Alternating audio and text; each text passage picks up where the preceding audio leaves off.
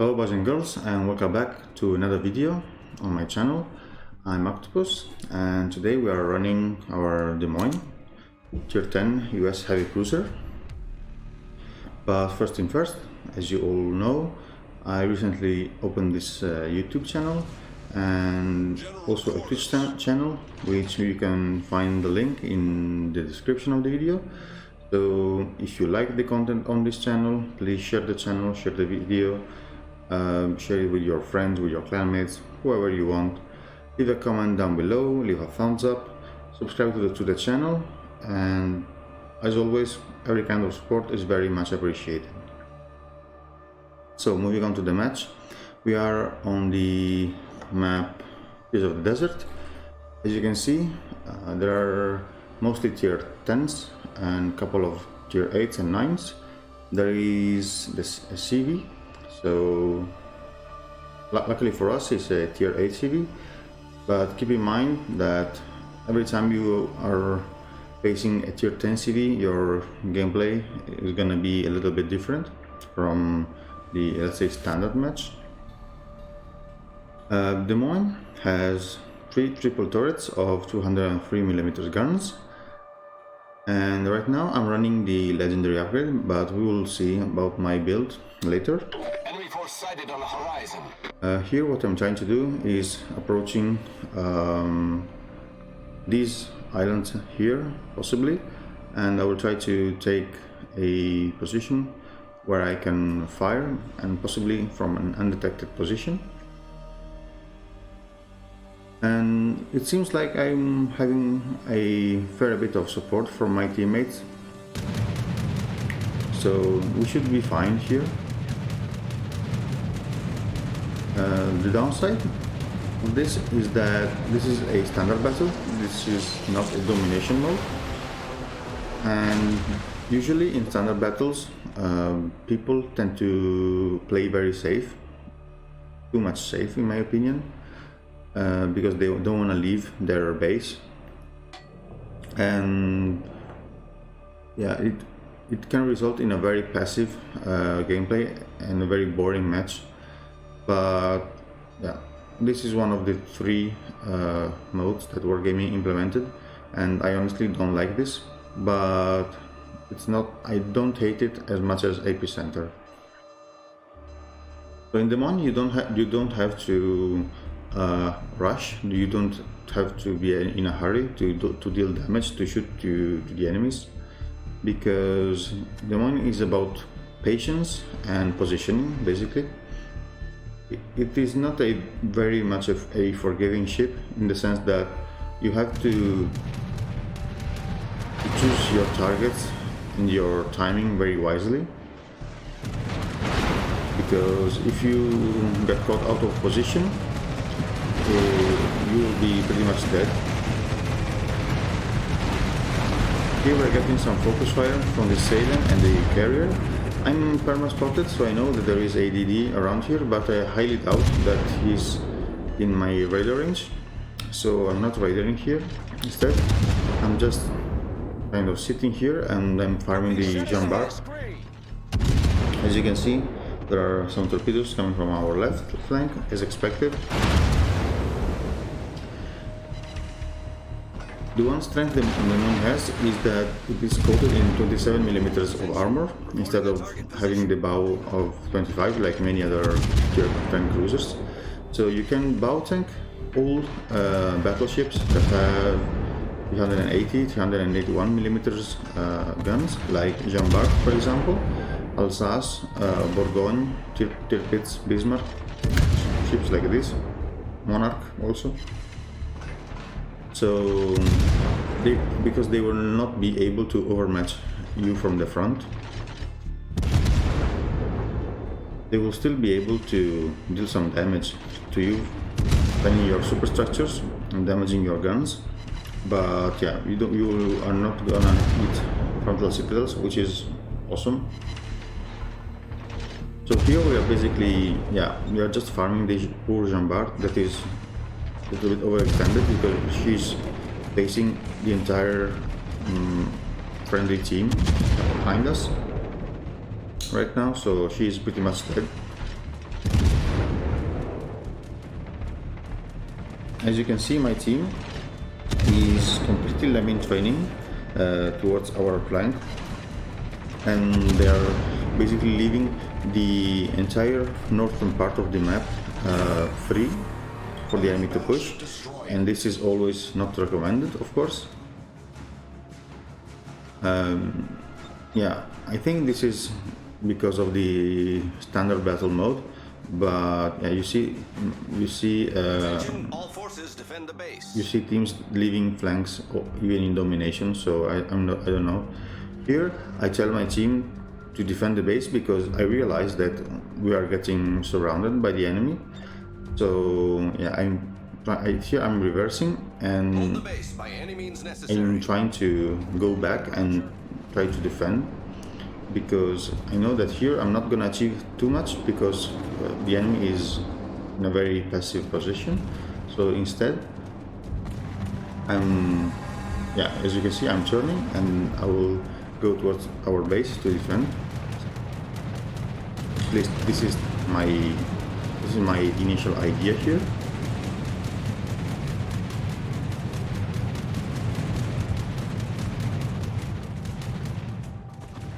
As you can see, running the legendary upgrade, the acceleration and the maneuverability of our Moines is very good, to say the least. It changes quite a bit the playstyle of the ship, in my opinion, because it allows you to do some very sneaky maneuver in a very quick bit of time. So yeah, it also helps the Moines to stop when you are full speed, so this is a very good plus. And in my opinion, legendary the upgrade for the Moines is the best in the game. It is the most fun, and it is not really overpowered because it doesn't buff the performances of the ship in terms of firepower, but only in terms of maneuverability and positioning, which are very important things for the Moines especially. Here I'm trying to farm this Georgia, and ideally I would like to get a little bit behind this island to be able to shoot from an undetected position, but this is not the case. But luckily for me, they are not paying too much attention to me. They are focused on the curve first, which is next to me.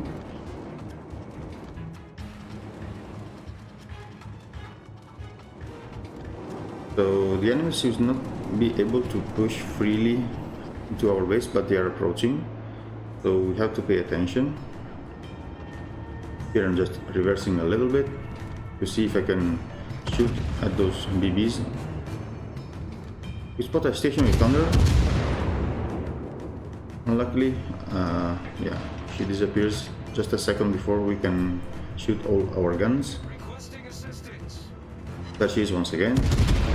We don't really see her, but she's at the edge of our range, so it's not that hard to hit it.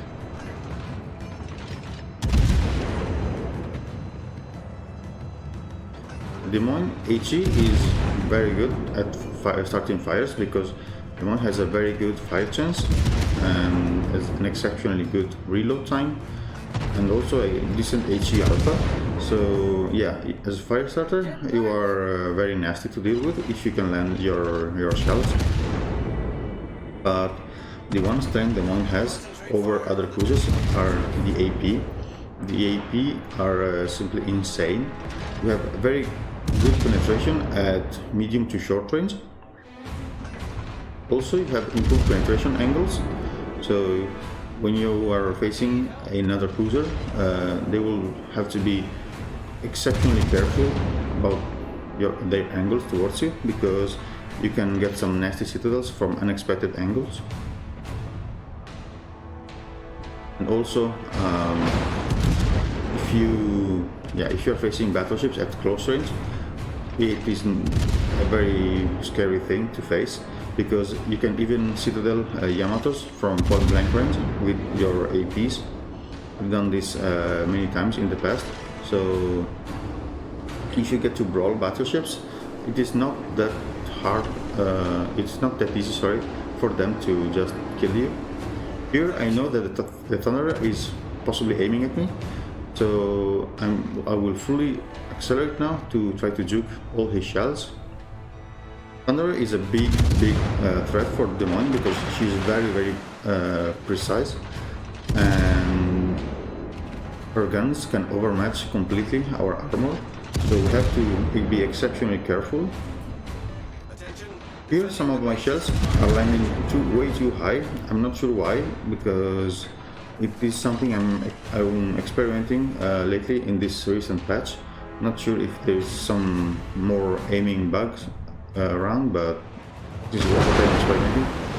As you can see, Thunder Volley does 16k to us, big chunk of damage, and yeah, we have to beach here, and we will reverse. We go undetected because we don't want to get crossfired by this Yamato on our right and the Thunder in the front. Because right now, besides the Yu Yang that is trying to rush the enemy carrier, we are the most exposed ship in our team.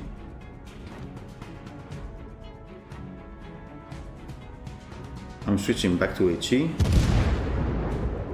I'm taking a pot shot. This is a little bit risky, to be honest, but luckily I go undetected behind the island because yeah, there's no one that can spot me from this position. We know that our base is contested, so the Yugumo is inside our base.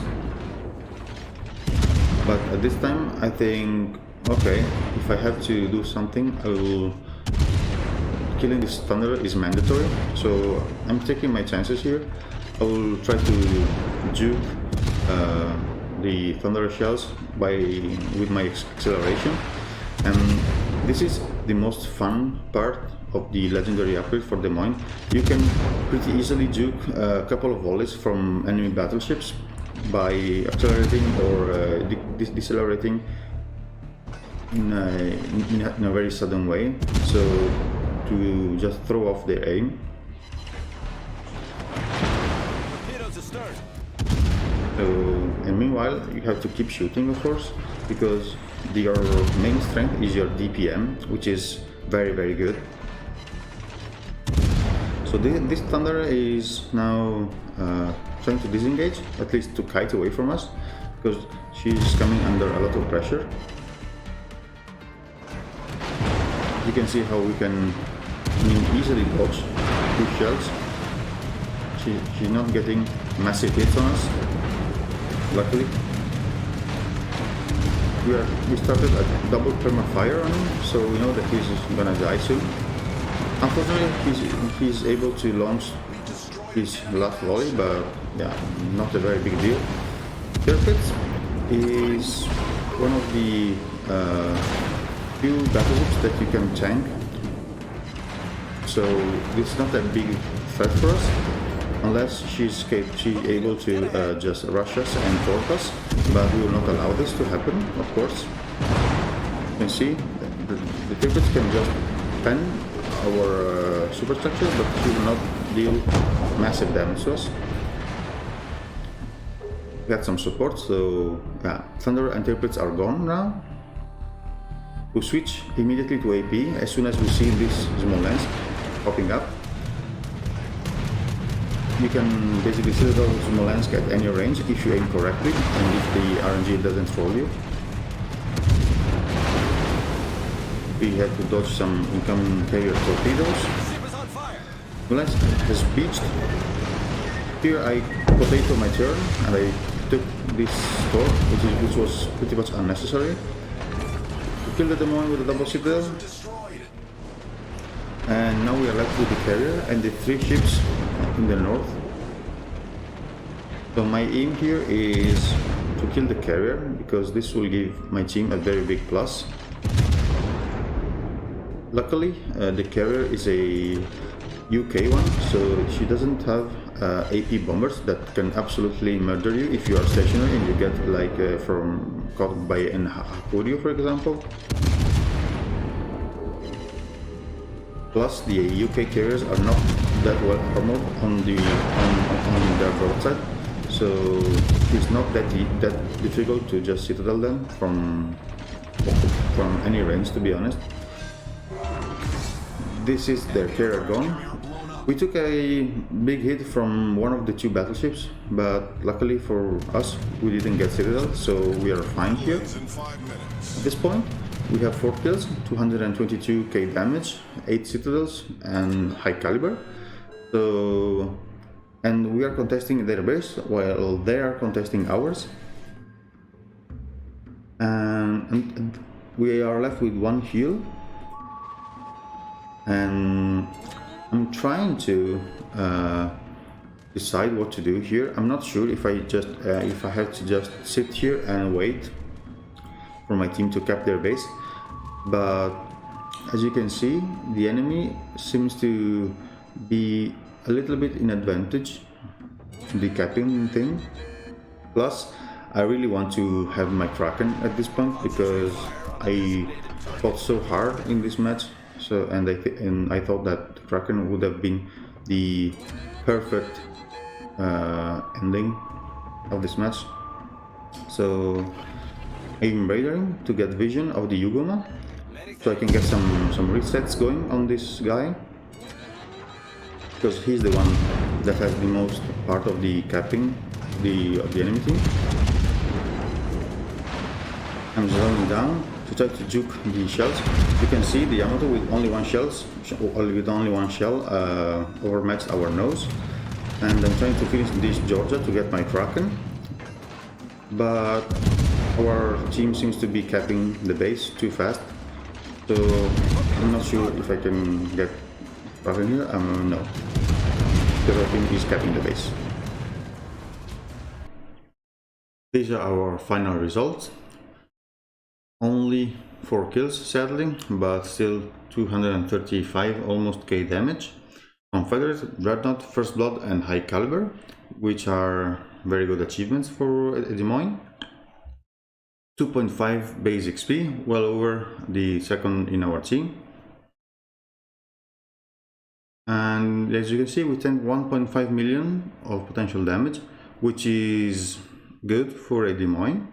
It's not the best, but yeah, you are a cruiser, so you're not expected to tank 3 million of potential damage.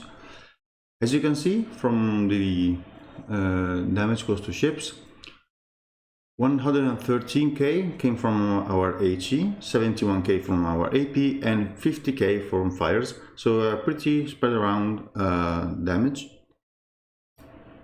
And credit wise, almost 400k. I was running some modifiers, and also I'm running the perma camos, the special perma camo, the US one, as you saw in the match. So yeah, if you have this camo, Des Moines becomes kind of a premium ship in terms of credit earnings, so it is quite a good plus. So here we are with our Des Moines. Module wise, run always premium consumables. I run the hydroacoustic search because defensive AA is pretty much underwhelming. Well, it is a powerful tool, but yeah, if your AA gets destroyed, you will not be able to utilize this tool. Plus, if you are lucky enough to don't happen to have a carrier against you, this will be completely useless, while this is always useful. Here, please run the radar, don't bother running spotting aircraft or even fighters. Please don't do this, you will be a complete useless ship for your team if you are not running the radar. And of course, run premium repair party. Upgrade wise, here I run this because you tend to lose your frontal turrets very often, because you will always tend to tank nose in at some point in the battle, and massive AP hits can destroy your turrets pretty easily.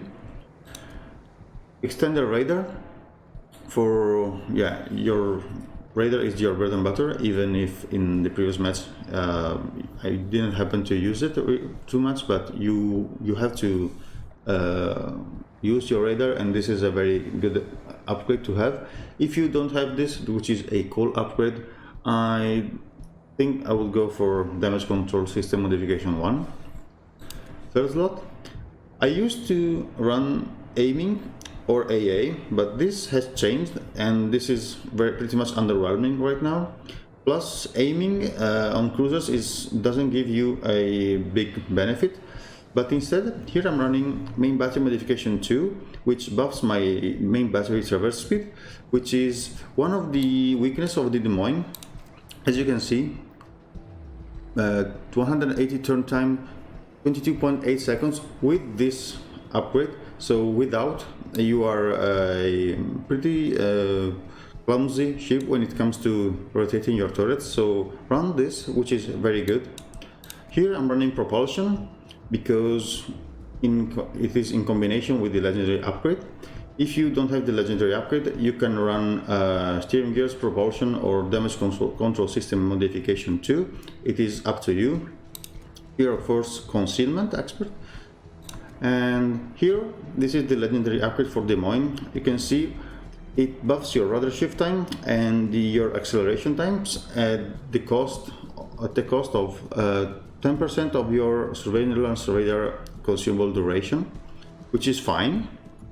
You can compensate with this one. If you don't have this, I personally played Des Moines with the reload upgrade, but I know that a lot of people like to play with the range. I personally don't think this is a good choice because I wasn't able to hit anything at like 17 kilometers of range because Des Moines shells are pretty slow. But if you are good at aiming, yeah, you can go for this. I guess it is up to you. Captain skills.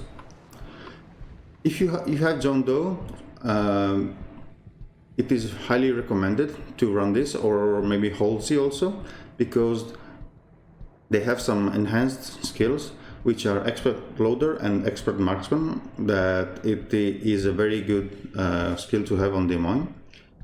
So the build is priority target, adrenaline rush, superintendent, concealment. Here I'm running demo expert plus vigilance because I tend to lurk around caps pretty much, and I always face DDs and torpedoes. So when my hydro is not active, I like to have vigilance on my captain, because with the legendary upgrade I can accelerate and dodge torpedoes pretty easily, and I found this build to work pretty fine for me. You can trade vigilance plus, I don't know, expert loader for RPF or maybe fire prevention. I see a lot of Des Moines running RPF, especially in competitive lately, so this is up to you. And the final points are for expert marksman. As I said, you can trade this for like jack of all trades if you want, and expert loader. This is exceptionally good on Des Moines if you have John Doe. For example, it will switch your shell type in more or less 1 second and a half. So if you catch someone broadside and you have HE, you can switch to AP and blap him with very much ease. One thing I didn't mention in my previous commentaries were the flags. So these are the basic flags. Of course, heal flag, speed flag, and consumables. If you want to buff your fire change, you can run this Victoria Lima and eat the X-ray. And you can run also India Yankee to reduce your fire duration. But yeah, these three are mandatory in my opinion on Des Moines. So this was my Des Moines commentary, guys. If you like the video, leave a thumbs up, leave a comment down below if you want, share the video with your friends, subscribe to the channel for more content like this, check out the Twitch link in the description, and I will see you next time.